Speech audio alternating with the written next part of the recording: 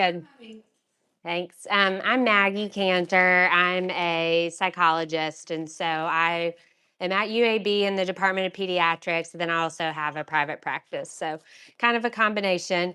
But my goal for us today is to kind of talk about like some research, why parent-child communication matters, some strategies for modeling respectful communication, how we can challenge like our own thinking mistakes and thoughts that get in the way of how we communicate, the listen framework, and then some key points for difficult conversations. And then there'll be time for like questions, or you can stop me along the way. I don't need to just like talk at everyone the whole time. Um, and then we also have the slides are uploaded. I always like end up putting too much in here because I want everyone to have all the info kind of thing. So anything we don't cover, you can check out there too. So lots of research about parent and child communication. And long story short, it does matter how you talk to your kids, and that it has an impact on mental health, on academic performance, and on how kids like view themselves. So when we think about mental health impact, we know that kids who like develop a trusting relationship with their parents are also more likely to be able to like seek help from others and develop trusting relationships with other people. How like parents and like when there's a good parent-child like quality communication, that is negatively associated with like depression and anxiety, psychosis, all these mental health domains. So it's a great buffer for kids. But yeah, and just when you develop that stronger trust with your child, then you're the one that they go to with these kind of questions. We also show that it has a positive impact on self-esteem. So how like the quality of parent-child communication and how that relates to child self-esteem also leads to there's this study, I thought this was cool, but just like parents that are engaged in talking with their kids, they end up talking about school like outside of school, which leads to huge academic gains, which I thought was cool. And then they show too, like how you talk to your kids at certain stages carries on longer. So it's not just like, oh, I talked with them now and it matters now. It's like, no, how you talk to them now will also impact your relationship with them later. And then, when we think about like the types of parenting, the goal is always what we call authoritative parenting. So being like warm, but also having those limits. So like high in warmth and love, but also you've got rules and expectations, like that kind of piece. And so that type of parenting and that type of communication has a positive impact on self-esteem. And then the children with greater self-esteem end up being the kids who do better in school, which is cool. So when parents model respectful communication, that's how kids learn how to respectfully communicate with others and also like advocate for them and advocate for themselves and build positive relationships. So when we talk about modeling respectful communication, I always think this is one of those like you want to talk the way you want them to talk, right? Like I think everyone I'm sure can think of like things they've said and then they hear their child say that and you're like, oh gosh, I wish I hadn't said it. Kind of thing. But kind of talking as if you're being watched. So like if you're going to say something about somebody, but you wouldn't want to do it if I don't know, your minister was in the room or something, then you probably shouldn't say it kind of thing in front of your child. And so thinking about that. But we can also model it, like in how we talk with your partner, spouse, how you talk with other children, how you talk with a stranger, like the person at Chick-fil-A, whoever it is, especially like people with differences and kind of being able to model that for your child. And so a lot of too, like when we think about respectful communication, it doesn't mean that we don't give like corrections or feedback or have hard conversations. But there's ways that we can work on labeling behaviors versus kind of making it like a personality trait or like that is the child kind of thing. So a lot of times too, making sure like I think as adults we find sarcasm funny and it like lands, but it doesn't with kids in the same way a lot of times. And I think about like I don't know that I necessarily want my kids being like super sarcastic with teachers, like things like that. So kind of like keeping that in mind. And then there's also a lot of like if we start off saying things like with an I statement, like how I feel about something, people can't really argue with like my feelings. But if I'm like, you did this, well, it's like, no, I didn't, right? Like, so there, it's like how we present and how we talk about things can make it so people are more likely to listen. And that's our goal. If we're going to talk, we want people to hear what we're saying.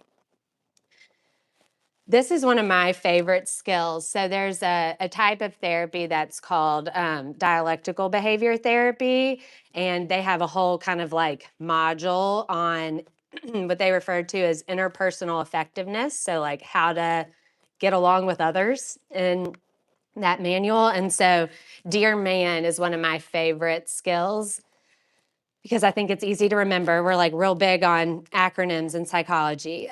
So, like, first you describe the behavior. So, when I came home, the dishes weren't done. This is assuming you'd asked for that to be done. And then your E is express your feeling, like I feel frustrated because I'm tired too.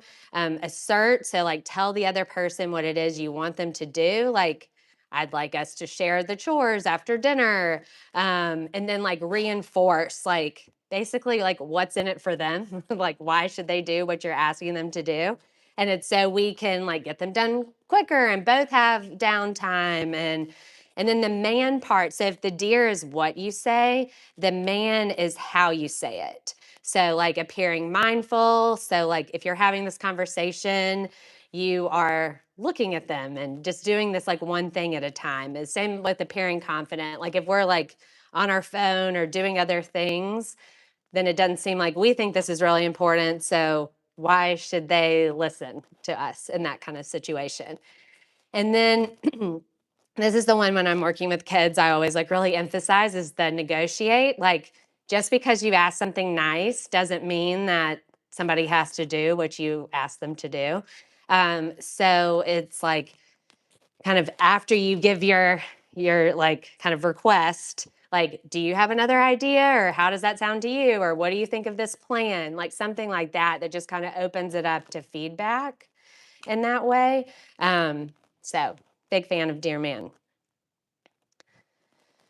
So this next thing, so you'll see this cognitive triangle, and this is probably of all the therapy skills, I think my favorite. It's just the most like useful. So it's kind of this idea: our thoughts and our feelings and our behaviors are all connected. So what I always want people's big takeaway is it's hard to like change your feeling. Like if I'm upset at something and my husband's like, "Oh, just relax," like that has the opposite effect for me. Like I do not relax when being told to relax. And so like with that, instead it's like, okay, if I actually did want to relax in that situation, I would either change like how I'm thinking about things or what I'm doing in that situation. And that could help me relax. So like we'll talk about the changing thoughts, but the changing behaviors would be like, well, if I'm just sitting there thinking about these things over and over again, that's not very helpful. Maybe I should go take a shower and then come back, or finding something else to do that you can in that situation. So here's an example of kind of like how to like challenge negative thinking. So you get cut off in traffic. If your thought is like he did that on purpose, that leads to you feeling like angry. It can lead to unsafe behavior and then could lead to like problems. Versus like if you get cut off like, oh, that was an accident, like they're probably in a hurry or they missed, they didn't see me kind of thing. And then you just kind of keep going on and nothing really happens. So when we're challenging our negative thinking, we want to like notice the thought, like, is this inaccurate? Is it unhelpful? And when I say unhelpful, I'm really just talking about like thoughts that make you feel bad. Like if it doesn't make you feel good, it's unhelpful in that situation. What feelings are associated with the thought, what behaviors, consequences. But we really want to try to make sure that we're letting our feelings and behaviors kind of flow from those helpful thoughts. A lot of times I always say I don't necessarily care if it's true or not, as long as it like helps you. So the example I give a lot of times is like if I'm, feeling stressed or down, I'll like start thinking about like, oh, what would I do if I won the lottery? Like, am I going to win the lottery? Likely no. But wouldn't it be fun if I did? And what all I could do with that kind of thing. Now, if that helps me, that's great. It doesn't matter if it's true or not, kind of thing. So the same kind of thing happens with how we interpret like children's behaviors. So like if we kind of think like they're doing this to upset me, they're lazy or they're disrespectful, um, I've failed as a parent, like those kind of thoughts are all unhelpful. Versus like they're struggling, this is a skill they're still learning and we just have not gotten there yet kind of thing, or this is hard for both of us. And so with those moments, it's kind of trying to ask ourselves, like, what do they need right now? What is this behavior telling us? Because I always think kids do everything they do, there's a function for every behavior. So sometimes it's to get attention, sometimes it's to get out of something, sometimes it's to get something. So you've just got to kind of figure out what it is sometimes. And then like, is what I'm telling myself about this situation actually true, or am I just in a bad mood or something like that? Um, so other things that is kind of a part of like modeling respectful communication is also modeling emotional control. So if we talk like aloud when we're having a stressful moment about like how we handle it, right? So I always think it's a good thing sometimes if you're like feeling really overwhelmed and it's like, I'm going to go to my room by myself and calm down, and then I'll come back out when I'm ready. Like, that's great because you're like modeling. Wouldn't that be great if that's what they did when they got really upset? They left and went and calmed down and then came back. So it's like, that's a great thing to be able to do and kind of talk through how you handle it. So you get cut off in traffic. Oh, I got cut off in traffic. That makes me so mad. I'm going to just think that that person didn't mean to and they didn't see me so that I don't get too upset about this. But it's just like literally narrating your thought process kind of helps them start to learn how to do that in those situations. And we also want to help them identify and manage emotions. And I always say, like, strike when the iron is cold. So when everyone's upset or just got over being really upset, that is not the time to discuss these things. We want to just like move on and then come back later when everyone's like cool and be like, oh, wow, yesterday that was crazy. What can we do different? What do you think? Like, what could I have done different? What do you think you could have done different? And kind of go through it that way. So when we're helping kids like learn to regulate, a lot of it is modeling like the calm. So, and easier said than done at times, but they like learn how to regulate by watching us do it. So again, like, saying how we're feeling out loud, coming up with like coping skills or things that we can do and practicing when we're not upset so that then when we are upset, it's easier to do them kind of thing. Um, and then just kind of this idea like you can't teach anybody anything when they're dysregulated. So I feel like one of my big things is there's a lot of social media and people out there. And I think a lot of times they talk about, I think of like one person in particular, and like the way she describes it is like when your child's really upset, you can't abandon them. You need to stay with them and help them regulate. And I firmly disagree. And so does all the research. But it's like shows that like actually in those moments, like, no, the best thing you can do is disengage. Because if you're right there with them when they're like having this huge tantrum, you're basically just kind of like feeding the tantrum with your time and attention. And we want kids to learn like, no, like when you're behaving inappropriately, you don't get my time and attention. You get that when you're behaving how how we want, like positive behaviors get the time and attention that way.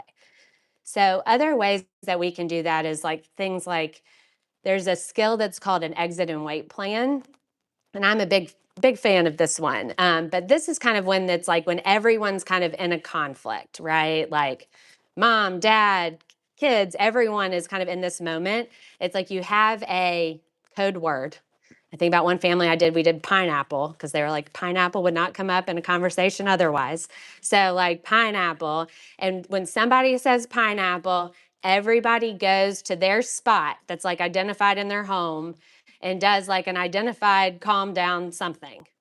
And then you wait 5 minutes and then you kind of check in like, okay, we ready to come back? If not, we take another 5, but then we come back and we do actually have to like address or, deal with it. It's not just like a total escape, but it's just giving that second for everyone to kind of calm down and de-escalate on their own.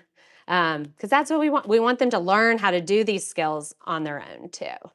Um, and so a calm down corner is just the same kind of thing, but that would be if just the kid was having a hard time, they'd go to their little area to calm down and then come back. Okay. Um, Now, another piece that we think about is like how we listen. And so if we are actively listening to kids, that helps them feel validated and learn that that it's important to listen to others too. Um, so I like this listen framework as like a way of thinking about it. So again, another acronym. But like this is the kind of idea. So like if you're trying to have a conversation or your kid's trying to talk to you about something, this is a skill that I think works with people of all different ages. But really, it's like look at them when they're talking to you, kind of asking like open-ended questions. Just to kind of get that from them. And this can be for like everyone's happy conversations, everyone's upset conversations. It really works all around. The S is like summarize or reflecting back what they said. Reflections are a great skill because one, it just kind of keeps like you're just reflecting back what you heard. And if you heard it wrong, they'll correct you. There's no problem there. But when you're reflecting back, it shows that you're listening, like you're paying attention to what they say, like you're hearing it. And sometimes, too, just reflecting that back leads to them talking more without having to ask like so many questions, right? Because I think, and I feel like most people have had this experience where you start asking a lot of questions and then the answers get like shorter, like as you go, kind of thing. When we say like tune in, so like notice like their like nonverbal cues as well, like how if they're looking down, even though they say it was a great day, then what's going on there, right? Talk about validating feelings before we jump in to kind of like solve the problem or kind of offer solutions. Because I think a lot of times it's like, okay, here's our problem. Let's talk about how to fix it. But sometimes they just want you to hear that like their day sucked and that was it, right? And you'd be like, gosh, I'm sorry that your day sucked. And that then we can kind of move on from there. So it's kind of trying to figure out like, okay, what do they want from me in this situation? And often the best way to do that is to ask, right? And kind of go from there. And then making sure that we try to like not judge during these times, right? Like, so even if we disagree, there's ways that we can validate how they're feeling in that situation, even if you would have never felt that way in that situation, right? Kind of acknowledging that piece. So some of our active listening kind of like do's and don'ts. Um, we do want to like get on their level in that kind of piece. So, if they're on the floor and they're wanting to do this, sometimes it's great for you to get on the floor while they're talking to you to kind of have that conversation. So doing those reflections, often just kind of like nodding or just, kind of going along versus kind of doing all the questions can be a good way. Tolerating the silence, which I think is hard often because it's like, okay, what's going on? But sometimes it just takes them a while to process information before they start to talk again. Um, And it also kind of shows like, okay, I'm not going anywhere. If I'm just sitting here with the silence, then, you're kind of like, eventually sometimes they just start to talk. Um, and this is like, do you want me to help you figure this out, or do you just want me to listen? Right. I think that's like a great question to kind of get from the front, because then you can kind of know, like, okay, how am I going to respond in this situation? And then thank them for like talking with you and sharing, and, say, like, I really liked getting to chat with you this afternoon. When people receive praise for behaviors, they're like more likely to do it again. And so that's a great way to do it. Things we want to avoid that I haven't already mentioned would be like kind of minimizing, like, oh, that's not a big deal, or you'll be fine. Like, I'm sure they didn't mean it, like things like that, even though it's all coming from a good place. I think sometimes in the moment they don't feel like they're going to be fine. And so somebody saying that is kind of like the relax. It doesn't necessarily just make it true because you said it. Um, and then making sure that we're not like in these emotional moments, like kind of like punishing or lecturing, kind of in that sense. Okay. These are two other dialectical behavior therapy skills that I really like. One is radical acceptance. And this is the idea that there's like a phrase that we always say, it's like, I don't want to, but I will. So it's like sometimes we've got to deal with stuff and situations we don't want to. Um, and pretending it's not occurring or that it's not happening doesn't help us in that situation. And so sometimes we've just got to acknowledge, like, it is what it is. So, another example of that would be like somebody pushes you in the pool. Well, yes, it's not your fault you're in the pool, but you still got to swim to get out, right? So it's kind of that, like, you've got to accept what it is and deal with it, even if you're not the one who caused the situation. Um, so, like, this is hard and it is what it is right now. Um, I can see the situation feels unfair to you. So, kind of doing that. But, like, kind of noticing, like, our own resistance sometimes for that, like, radical acceptance, and how can we help them? How can we help our kids get there with that piece of things? And then, we've talked a little bit about validation, and like, I think sometimes it's like we talk about these things and it's like, well, what does that mean?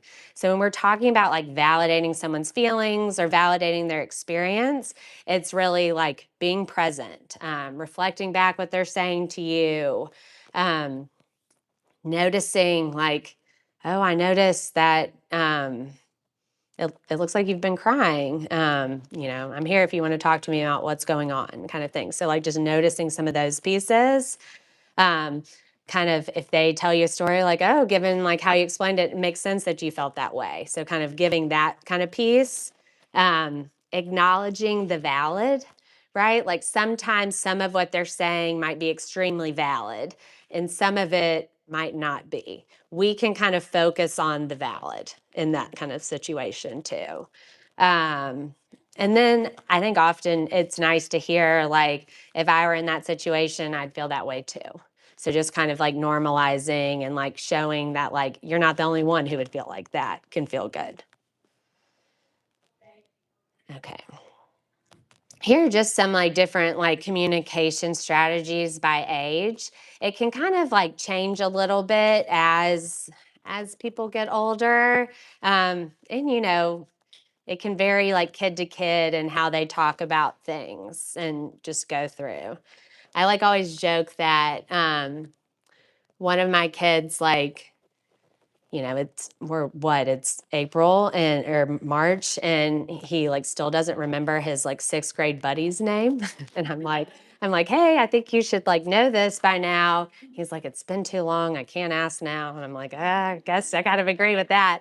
But then my other kid was like, told me like the 13 other kids that are in soccer shots with him. It's like he knew everyone's name, right? And so it's just like different kids communicate different ways and notice different things. And so it's kind of like meeting them where they're at with that. Um, this is one that I've been working on trying to figure out. I think it's always like, how was school or how was your day kind of thing. And a lot of times I'll get good. And I'm like, I need more, right? So trying to figure out like different ways and different kind of topics or things to touch on. So I like what's something new you tried today or something new you learned today? What was the best part of your day? Like, who was fun to be around today, kind of thing. Or um, what's something kind you did? Um, and I think this one's good because I asked this one the other day and he was like, oh, I didn't do anything kind today. And I was like, oh. And so then like the next day he was like, I did something kind, like, just like volunteers, like I did something kind today and like tells me. And so it's like nice because it kind of gets them thinking or noticing these things too. Um, were there any like challenges or tough moments today? Like that, I think can get a way for them to kind of like open the door if something happened. What are you looking forward to for the rest of the week? So just kind of thinking ahead with it. And there's so many out there, and right, like I always say in these situations, like sometimes I'll like try one and I'm like, oh, that doesn't sound like me. This is kind of, it's like a weird one. So then it's like, okay, I just won't use that one again and we'll try a different one. Um, so that kind of triangle that I talked about earlier, like with the thoughts, feelings, and behaviors, it's something else that like you can use with kids in different situations. So, like what were you thinking when that happened? Like how did it make you feel? And even if you're not like sitting there doing it, right? Like some of these questions just kind of hit on those people, like, well, what'd you do next in that situation? So it's just a way to kind of think through that situation and help them again think about like, okay, how can we think about things different, or how can we do things different in that situation? um, so an example I'll often use, like when I'm working with kids, and I feel like I do this with like people of all different ages. But if I'm explaining this, I'll kind of give an example. Like, imagine I have a history test, and history is not my subject, and I really don't like the teacher. But I studied, so that's our scene. Like, I studied and I'm ready. But as I'm walking into the test, I'm thinking, oh my gosh, I'm going to fail. Like, she's out to ruin my life. It doesn't matter if I studied, I'm still going to do terrible. Well, so how would I feel if I was thinking about things like that way? Like, probably nervous and mad. I don't know. Like, it wouldn't feel good, right? In that kind of situation. And then I probably wouldn't do my best, right? Because I'm just kind of stuck and feeling like overly anxious and overwhelmed in that kind of situation. But if I walked into that same test with the same kind of preparation and was thinking, okay, I studied, I'm ready, I've just got to do the best I can, then how am I feeling, right? And so kind of helping like see that, just changing how we're thinking about that can lead to different outcomes. And then when I'm thinking about it with like the behaviors, I'll say like, okay, I'm at home in bed crying because my friend told me they don't want to be my friend anymore. Okay, well, if I just stay in my bed crying, what am I thinking about? Like, how am I feeling?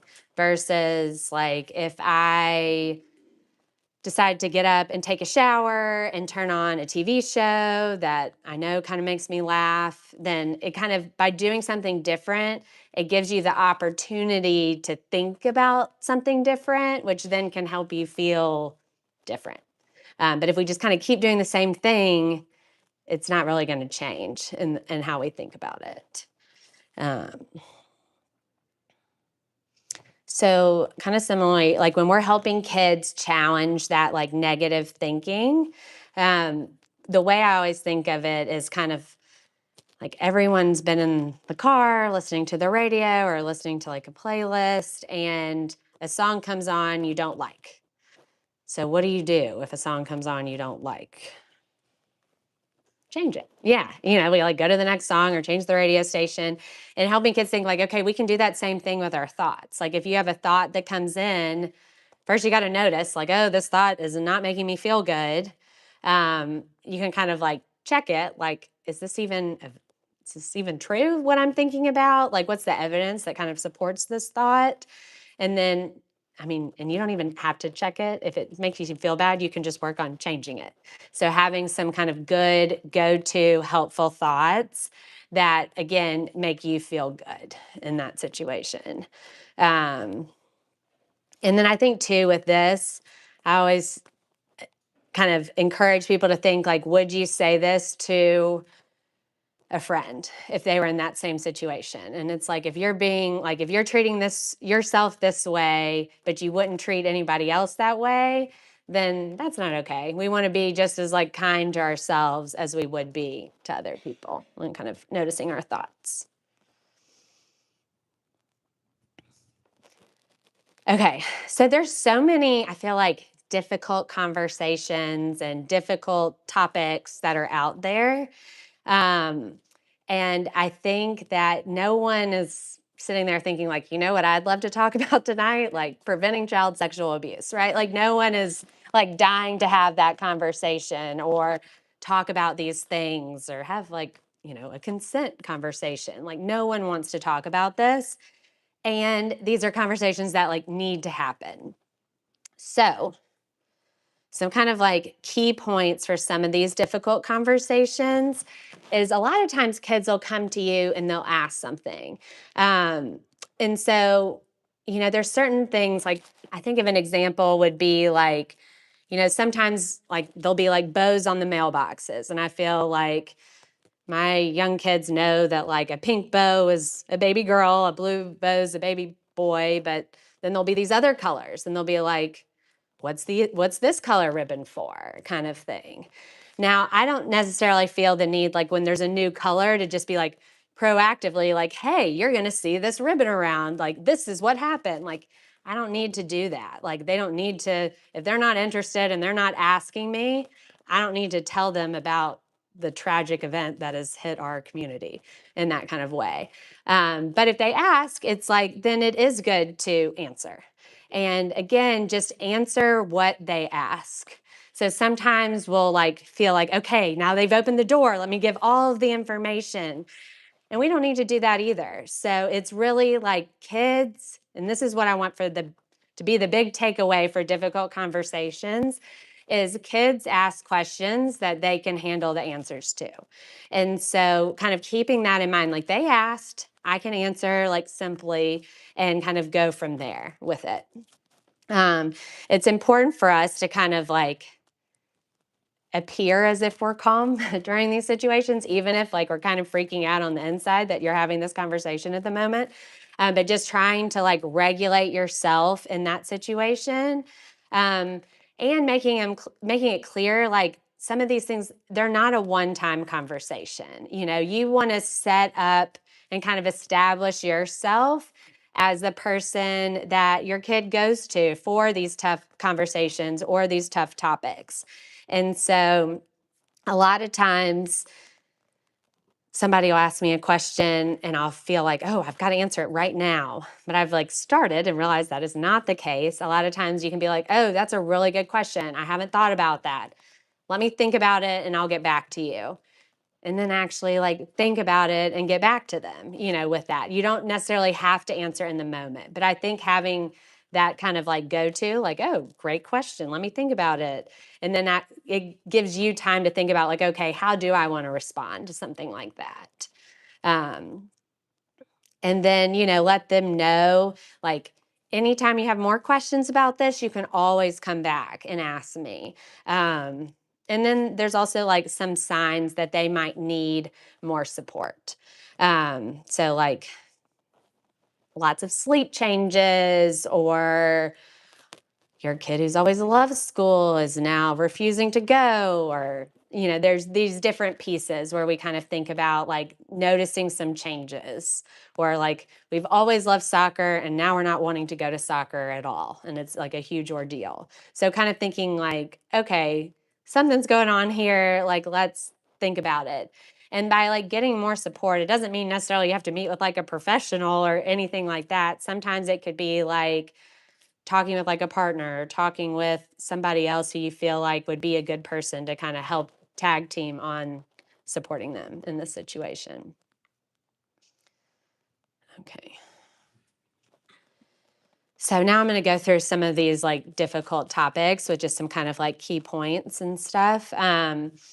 So when we're talking about like body safety overall, um, it's important to like use correct anatomical names, which I feel like can be like really awkward at times.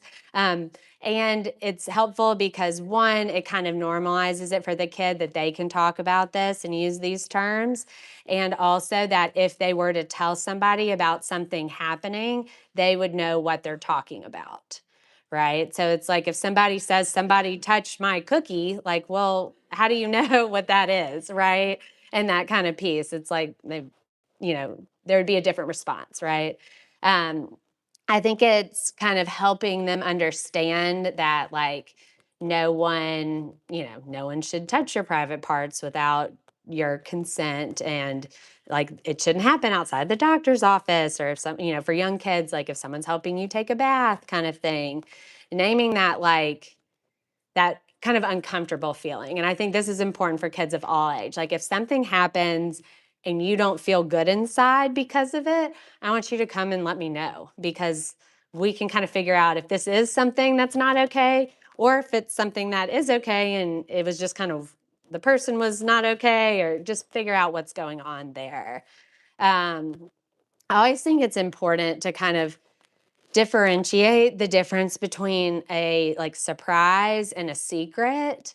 So, because I think often they'll be like, "Okay, don't tell, it's a surprise," and then somebody will be like, "Okay, don't tell, it's a secret," and kids wouldn't necessarily know the difference.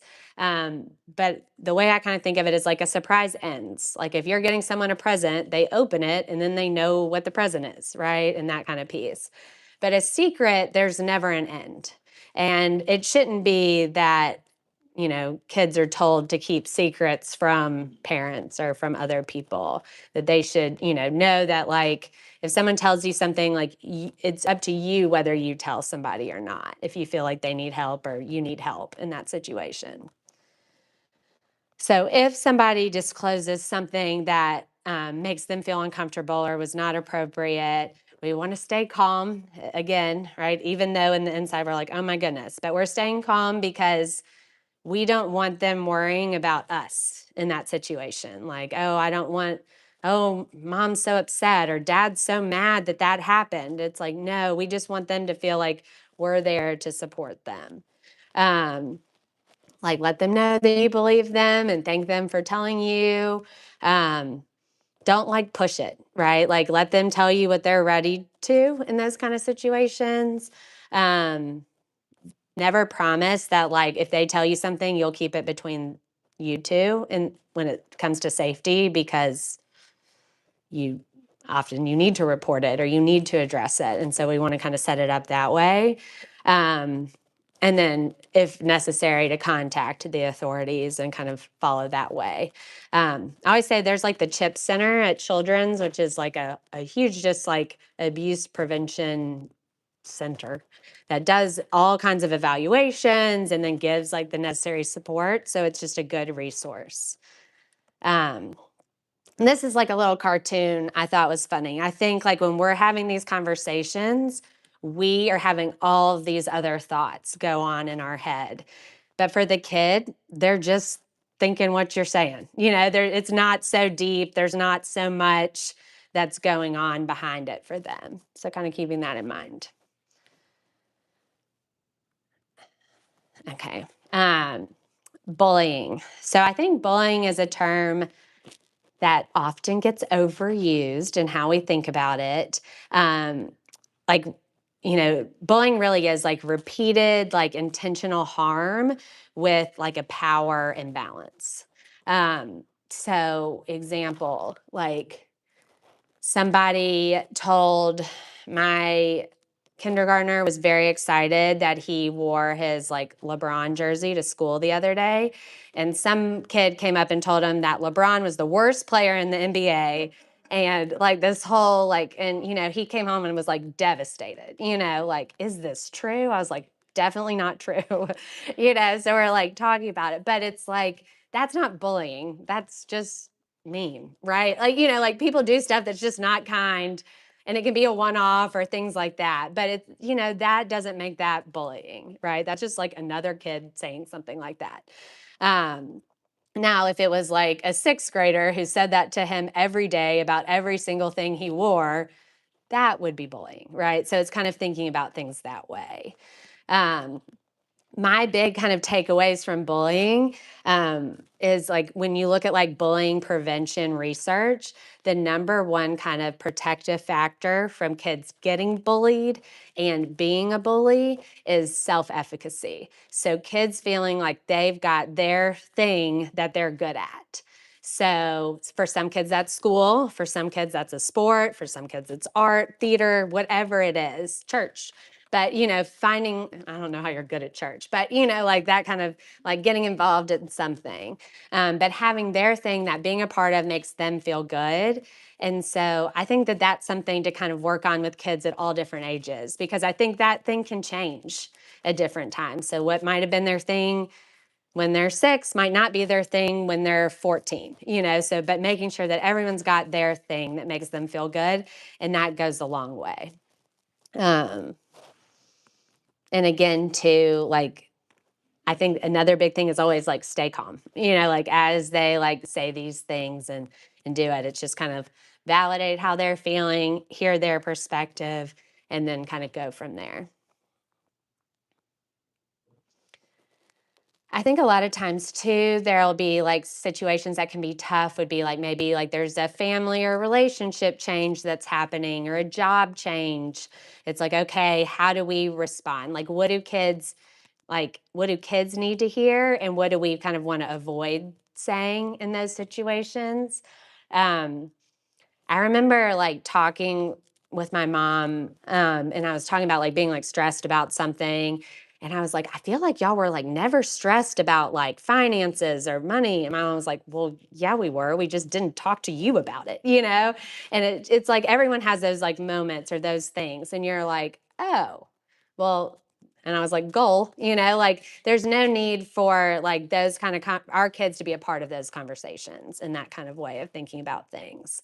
Um, like I was talking with a kid in therapy, and she was like, she really likes taking like warm showers. Like it's like a good reset, helps with her anxiety. She's like, but I'm really worried about my parents' water bill. I was like, you do not need to worry about your parents' water bill, right?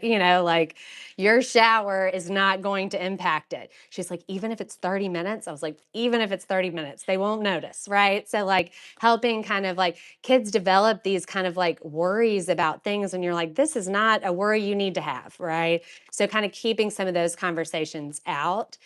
And then I think too, like how we talk about our partner or our spouse or our former partner or whatever, we want to stay positive as much as we can.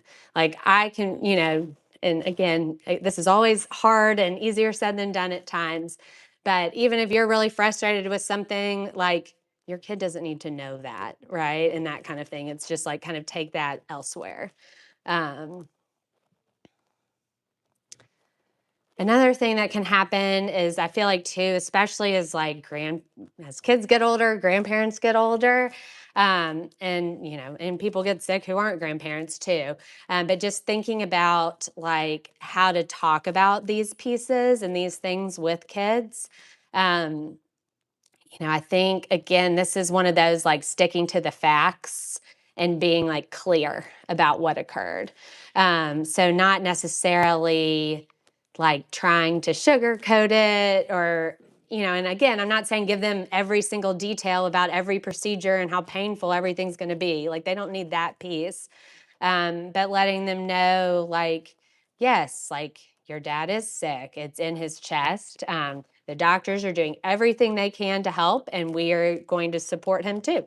So we're just giving that like information. Like as kids get older, like, yes, and they know more about things like, yes, it is cancer. There's so many different types, though, and so many different levels of how serious it can be, what the outcome can be. We don't know what it is going to be because it's different for everybody. But as we have more information, we will let you know. Because I think, too, a lot of times if there's this balance, right, of if we don't tell them anything, then sometimes they start imagining what could happen. And sometimes what they imagine is way worse than what could actually happen. So it's just trying to find, like, let's give them brief information. If they ask more questions, then you provide more brief answers in that way. If they don't ask more questions, be like, okay, well, if more questions come up, you can always come back to me. So kind of setting it up like that.